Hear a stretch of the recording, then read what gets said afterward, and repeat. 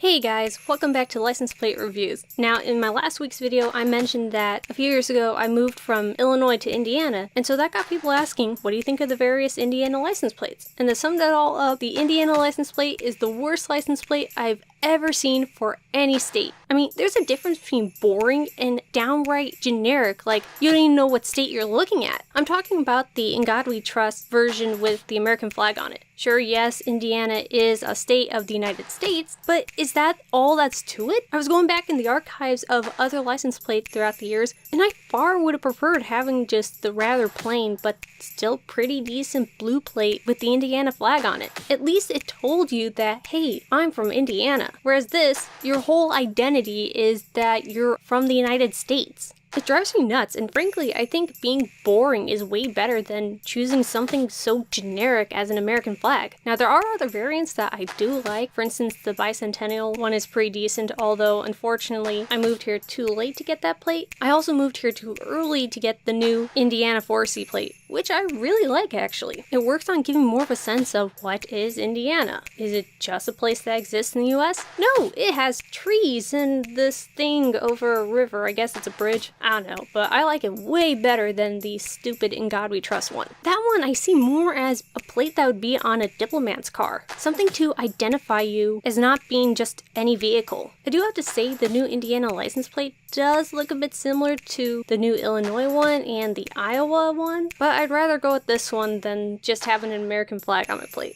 A flag that I would love to have on my license plate though would be the Maryland flag. It's at a so bad it's good level, and it seems that the state of Maryland is finally embracing just the weirdness of it. Personally, I think it's way better than previous plates offered in the state, but the whole War of 1812 look wasn't that bad. At least it tried to give something special about the state. For the most part, there aren't any other state plates that I really dislike. I do feel some of them, like Wisconsin, are just rather boring, but at least it's to the point, and it has mostly its own color design. But when you compare it to something that really stands out, like the yellow Alaskan plate or the gorgeous New Mexico plate, it's very clear Wisconsin doesn't stand a chance. And when I mean the New Mexico plate, I mean the blue, gold, and red one. The new one with the chilies is really cool too. I especially love the Land of Enchantment tag on it, but the other one will always hold a special place in my heart just because of how beautiful it looks. I know especially to outsiders, all the states can seem the same, but they really aren't. There's a lot of really interesting tidbits about each of them, and I think our license plates should at least embrace that, or at least don't try to go above and beyond in the genericness to just say, hey, we're American and go home. Needless to say, next time that I need to change my license plate, I'm going with the new 2018 one.